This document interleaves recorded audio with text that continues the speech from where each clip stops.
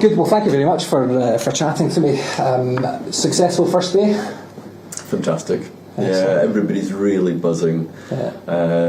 It's just nice to see. You can imagine there's a lot of logistics to get, especially the hands-on sessions, and apart from the odd burr that wasn't in the stand, everything else went really, really smoothly. Everybody's Excellent. coming out buzzing from it, so It's excellent, and the social media presence already is fantastic. And I was just saying to Andrew that watching some of the comments by some of the people that are taking the workshops, who are well-known names, but also their comments about who's in the audience, just shows this dedication to ongoing development from everybody that's involved. It's impressive. We've often sort of experienced at the BACD conferences that there is this kind of vibe with everybody, really energises everybody, and it's probably one of the most open groups that we've ever experienced, and so everybody is just after the same thing in terms of succeeding and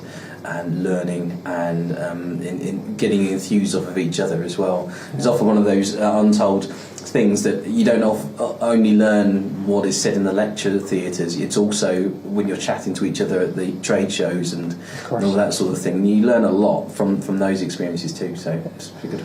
And a successful year for yourself as president. You've enjoyed the experience? It's been great. I mean, we always knew that the commitment at board level is huge, and we do it wholeheartedly. We do it because we have a passion for aesthetic dentistry in the UK and raising the profile of it and education. Yeah. And so I feel as though our team this year has achieved that. It's been very strategic. It's been methodical, and we've worked really well as a team. Yeah. And I think that we've achieved most, if not all, of the things that we set out to in this year, and with positive feedback from the people that matter, from our members. Excellent. I think you can be proud of what you've achieved. What would be your biggest bit of advice then for the incoming president? What would you what would you say? The thing that I think has probably helped me, because we're all practicing dentists. Don owns a practice, as I do, so there are lots of other responsibilities. We have families and what have you. I think it's allocate a set amount of time per day, per evening perhaps, to respond to things as and when you need to, rather than haphazardly during the day, because there's an awful lot of email traffic, right? Isn't there? And then also set yourself tasks for that week. I think that's how I've tried to get through things. Perhaps sometimes with less sleep than one would want, but hey, that's a fact of life. So preparation. Have you ever heard the acronym OHIO, which stands for Only Handle It Once? So that's probably a good thing.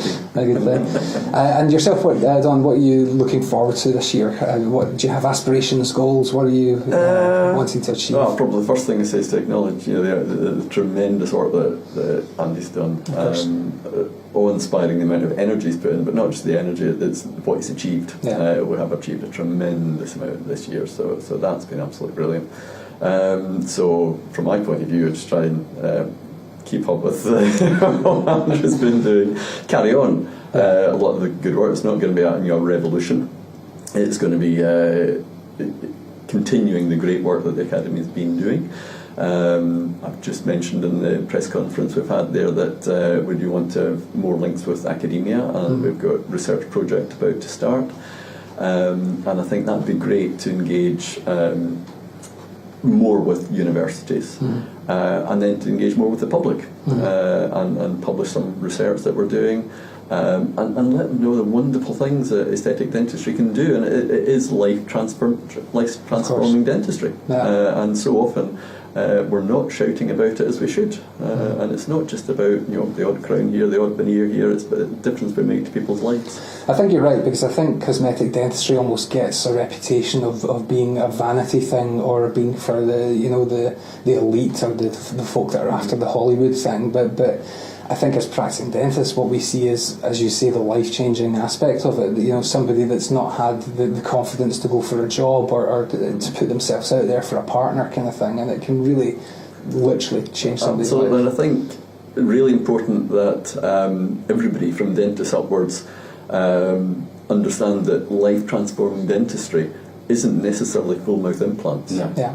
It can be bleaching a discoloured tooth. Yeah. It can be something that is a hindrance to a person's confidence. They don't want to smile because there's some possibly very small aspect of their smile that bugs them and saps all that confidence away. So instead of thinking about enjoying themselves, they're thinking about, I don't want to smile, I don't want to show that tooth. And obviously it can range from that up to something fairly major, but every dentist can get involved in that.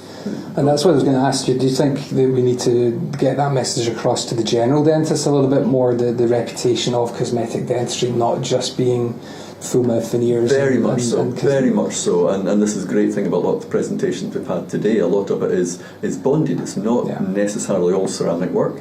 You start with preserving the tooth first of all, and then you look at function, and then you look at the aesthetics. But if you're going to do something, why not make it aesthetic? Absolutely. Of course. Yeah, absolutely. And I guess, I'm not sure, it's been a while since I was a student, I'm not sure how much time is spent on the types of topics that are getting discussed at important conferences like this. It's important because, people need to realise that, as we touched upon, cosmetic dentistry isn't for the top tier of people who feel as though they perceive their need for elective treatment. It's not about that. It's about people who have a physical, psychosomatic and emotional need for improvement, to enable themselves, to empower themselves to carry on. And it needn't be anything that's terribly comprehensive in origin. It can be the simplest thing. The point of it is that every aspect of general dentistry must have a cosmetic element to it. Yeah. Because we all know that patients will often not comment on when something appears natural, but we all know that they're going to comment when it doesn't. Of course. And as a consequence of that, there is a factor involved with everything that we do, and it could be the simplest thing. And we are as relevant to that as we are everything else. Excellent. So, highlights of the conference for each of you. What are you most excited about that has either happened already yesterday or that's coming up? Is there a particular workshop or lecture that you're feeling most excited about? Well, I think it was great seeing the whole range of workshops yesterday, and everybody really enjoyed it. I do feel sorry for members who've been late booking and haven't been able to get in, and for people who, for whatever reason, haven't attended the conference, are massively missing out on a fantastic vibe that we've got here. Francesca, that we've just been listening to as the main speaker today, absolutely fantastic. Such enthusiasm, such skill, and so kind to teeth. So preserving of tooth tissue, and showing longevity and showing great function. And it's brilliant. Excellent. That's what it's all about. Yeah. And yourself? I agree with Don's sentiments, actually. I mean, today is I'm so excited about Francesca to be here. She's been a prominent figure in this area of dentistry for so many years, yet her approach is one of the most humble and simple approaches. And she's engaging everybody on their levels to say, look, this is achievable. Yeah. This isn't aspirational dentistry, this is achievable dentistry. Yeah. And it benefits everybody involved. Yeah. It benefits the patient from a minimally invasive perspective. It benefits function. It benefits aesthetics. It benefits the dentist from a stress perspective, from an organisational modality, and accesses patients for treatment that's very financially able as well. So the approach is comprehensive and it's wonderful. And it sounds like the ethos of BACD is very much so. In a nutshell. Yeah. Very much so. Excellent, good, very good. And so moving forwards, the next conference next year, has that been arranged? The details, venue, etc. You were making the very valid point of it's a shame that more people can't access this. So if you were to speak to our readers just now, what would? Well, again, it's been arranged for London again. Okay, good. And we've got John Coyce coming across, and it's been a big coup on our part to actually get him across to speak for a whole day to our membership. He's not easy to get hold of, had to be planned well in advance, and again, it's all about function. It's all about making sure what we do is going to last for the patient. But it's just beautiful dentistry from one of the best speakers in the world. Fantastic, and I understand there's quite a few Americans that are attending this conference, and I would imagine that's something you'll see more of in the future. It is, and it's lovely to see.